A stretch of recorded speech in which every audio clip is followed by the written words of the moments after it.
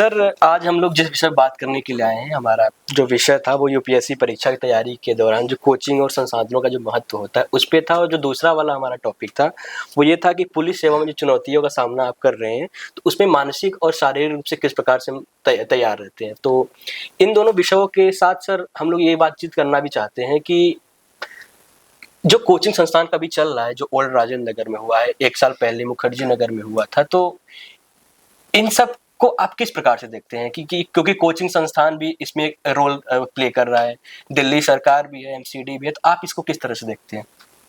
देखिए, ये कहने में मुझे कोई संदेह नहीं है कि विश्व की सबसे कठिन परीक्षा यही है। बिल्कुल। जहां 25 लाख बैठते हैं और चयन मात्र 800 से 900 तक के बीच होता है। इससे कम भी हो सकता है, इससे कुछ ज्यादा भी हो सकता है। लेकिन जो असली कंपटीशन है, अब मैं असलियत पे आता हूं, वो केवल ऊपर के 5 लाख में है। बाकी लोग तो हमें लगता है कि शायद कसम उतारने के लिए, ये अनुभव के लिए आ रहे हैं। उसमें विशाल जी कोई बुराई नहीं है, हम सब लोग अनुभव लेते हैं। बिल्कुल बिल्कुल। लेकिन जो चोटी का जो कंपटीशन है, वो ऊपर के 4-5 लाख के बीच में होता है। जी। दिखाई ये भी पड़ रहा है कि जो बहुत बड़े बड़े टॉपर्स हैं वो आ जाते हैं, क्योंकि वो तो टॉपर हैं, आने को है। लेकिन अगर ज्यादा संख्या में एवरेज, जिसमें मैं भी हूं, अगर आ जाते हैं और टॉप पोजीशंस पे आते हैं, तो इसके बारे में आपको सोचना पड़ेगा कि आखिर ये क्या कारण है कि टॉपर्स रह जाते हैं और एवरेज स्टूडेंट आ जाता है। मुझको पढ़ाने वाले, क्योंकि मैं विज्ञान का स्टूडेंट था, मेरे सहपाठी इंटरमीडिएट में और आज प्रदेश के नहीं दुनिया के माने हुए इतिहासकार हैं। नाम भी लूंगा आप लोगों की जानकारी के लिए।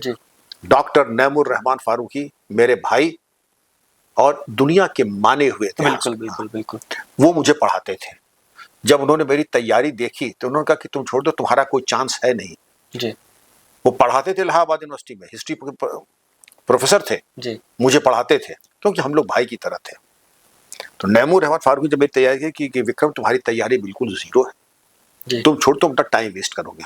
उनका चांस ले लेने तो देखते हैं, नहीं होगा तो क्या दिक्कत है, अगला चांस फिर देंगे, अनुभव लेंगे। अब आप बताएं, दोनों इम्तिहान देते हैं, कौन क्वालिफाई करता है कौन नहीं करता है, कौन करता है कौन नहीं करता है, बताएं। सर, पहले तो मध्यम वर्ग के जो है छात्र वो करते हैं। पहले मैंने क्वालिफाई किया, नैमुर रहमान फारूकी साहब ने क्वालिफाई नहीं किया।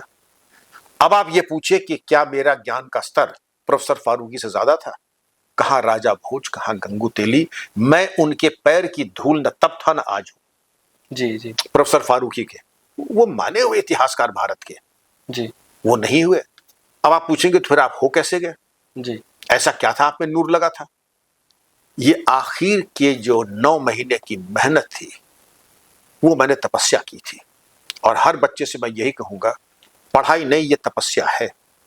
और रूल ऑफ 1000 ये है कि जिस दिन आप ये निर्णय कर ले कि हम किसी टास्क को 1000 घंटे देंगे, आप 10 घंटे रोज का एवरेज लगाइए, 12 घंटे जोड़ लीजिए, कितना समय लगेगा। मैं जानता हूं 5 साल आपके पास नहीं है, हो सकता है 4 साल भी ना हो, 3 साल, लेकिन अगर 12 घंटे से कम आप परिश्रम कर रहे हैं तो शायद संभावनाएं बड़ी कम रहेंगी। तो विशाल जी, औचित्यपूर्ण ये होता है कि एक तो तय कर लीजिए कि इस बीच में जो तपस्या होगी, जैसे पांडवों का अज्ञातवास था, न कोई सिनेमा, न कोई उत्सव, न कोई फिल्म। हालांकि लोग कहते हैं कि मैं तो रोज एक फिल्म देखता था एंटरटेनमेंट के लिए।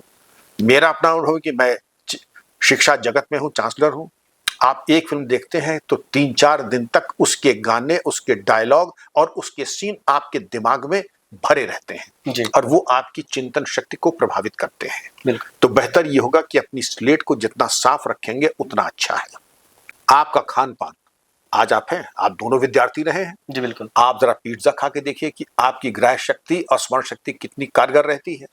आप अंकुरित चना, छाछ, रोटी और सब्जी खा के देखिए, आप देखेंगे कि आपकी ग्रह शक्ति चौगुनी हो जाएगी, आपको नींद नहीं आएगी, आप जो अभी पढ़ेंगे वो आपको याद रहेगा। सात्विक आहार, विश्राम पूरा, फालतू की, जिसको कहते हैं Swami Vivekananda, companionship of the worldly distracts the mind, सांसारिक लोगों के साथ ज्यादा संबंध बनाना आपको, मन मस्तिष्क को विचलित कर देगा।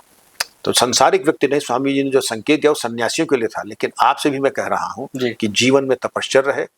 उस 12 महीने, 18 महीने, 2 वर्ष के लिए आप भी सन्यासी बन जाए। ज्यादा किसी से मिले जो, आपकी पुस्तक, आपके गुरु और आपका स्वाध्याय, केवल इसी में रहिए।